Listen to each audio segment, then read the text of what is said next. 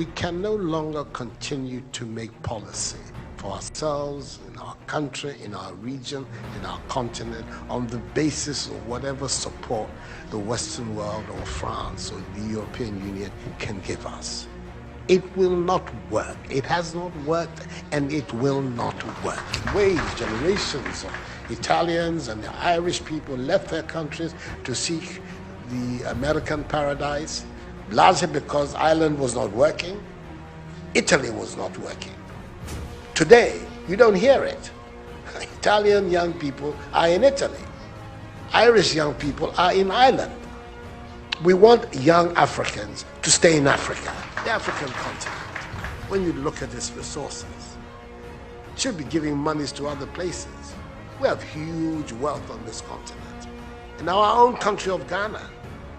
And we need to have a mindset that says, we can do it. Others have done it. We can also do it. But our main responsibility as leaders, as citizens, is what we need to do to grow our own country.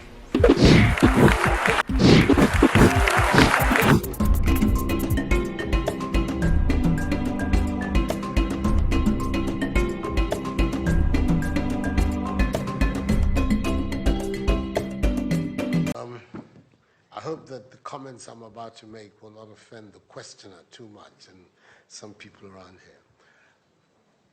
I think there is a fundamental misstatement of the issue in the question. We can no longer continue to make policy for ourselves, in our country, in our region, in our continent, on the basis of whatever support the Western world or France or the European Union can give us.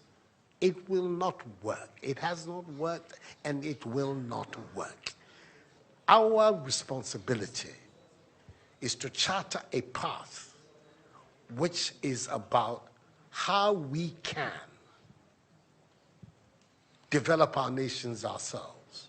It is not right for a country like Ghana, 60 years after independence, to still have its health and education budgets being financed on the basis of the generosity and charity of European taxpayers.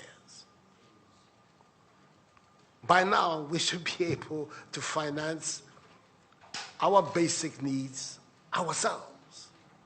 And if we are going to look at the next 60 years as a period of transition, a period whereby we can stand on our own feet, our perspective has not to be what the French taxpayer decides to do with whatever surpluses that they have in France. They're welcome. They're appreciated. Whatever interventions that the French taxpayer through their governments make to us are appreciated. We're not going to lick a gift horse in the mouth. But this continent, with all that has happened, is still today the repository of at least 30% of the most important minerals of the world. It's a continent of vast, arable and fertile lands. It has the youngest population of any of the continents in the world. So it has the energy and the dynamism. We've seen it. These young men who are showing so much resilience and ingenuity in crossing the Sahara, finding ways to go across with rickety boats across the Mediterranean to really, those energies, we want to have those energies working inside our countries. And we're going to have those energies working in our countries if we begin to build systems that tell the young people of our country that their hopes, their opportunity are right here with us.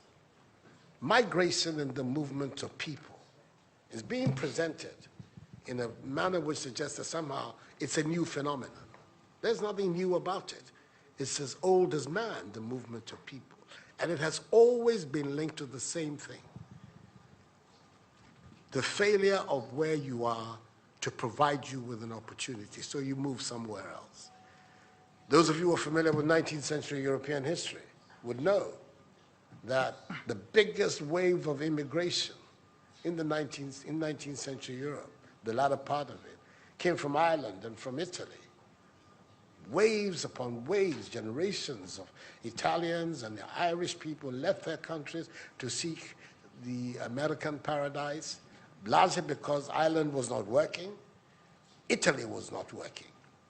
Today, you don't hear it. Italian young people are in Italy. Irish young people are in Ireland. We want young Africans to stay in Africa. And how are they? And it means that we have to get away from this mindset of dependence. This mindset about what can France do for us. France will do whatever it needs to do for its own sake. And when those coincide with ours, tant mieux, as the French people say.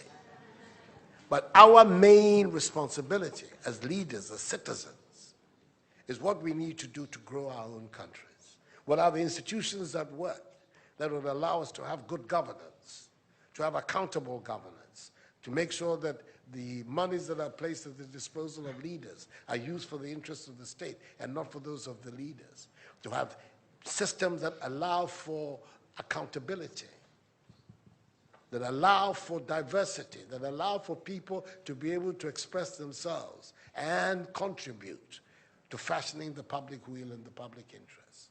Our concern should be with what do we need to do in this 21st century to move Africa away from being cap in hand and begging for aid, for charity, for handouts. The African continent, when you look at its resources, should be giving monies to other places. We have huge wealth on this continent, in our own country of Ghana. And we need to have a mindset that says, we can do it. Others have done it. We can also do it. And once we have that mindset, we will see it as a liberating factor for ourselves. We keep talking about how it was that Koreans, Malaysians, Singaporeans, who got their independence at the same time as us. We're told of that at the time of Ghanaian independence, per capita Ghanaian income was higher than that of Korea. Today, Korea is part of the first world. So is Malaysia.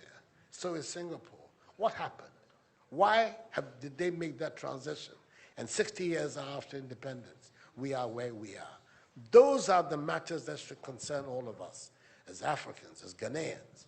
And not, when I say so, with the greatest of respect to the French president, I think that the cooperation of France is something that I am, as you know, a strong friend of France. I am Francophile. So I don't have any difficulty with that.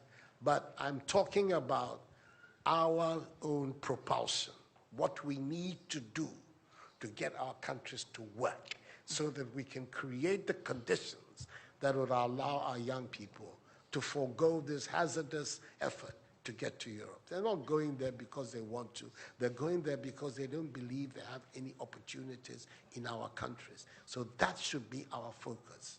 And I believe that with that if we change that mindset of dependence, that mindset which is contingent on aid and charity, we would see that in the decades ahead of us, the full flowering of the African peoples will take place. And that new African personality that was talked about at the time of our independence will become real and imminent in our times. That's what I'm saying. I hope that I'm not upsetting the questioner or even some of my friends who are here. But these are my strongly held beliefs. And that is the reason why I've adopted as the slogan of my presidency, of my period in the Supreme Office of Ghana, that we want to build a Ghana beyond aid, a Ghana which is independent, which is self-sufficient, that is capable of standing on its own feet and building its own life. We can do it if we have the correct mindset to do so. Mr. President, those are my contributions.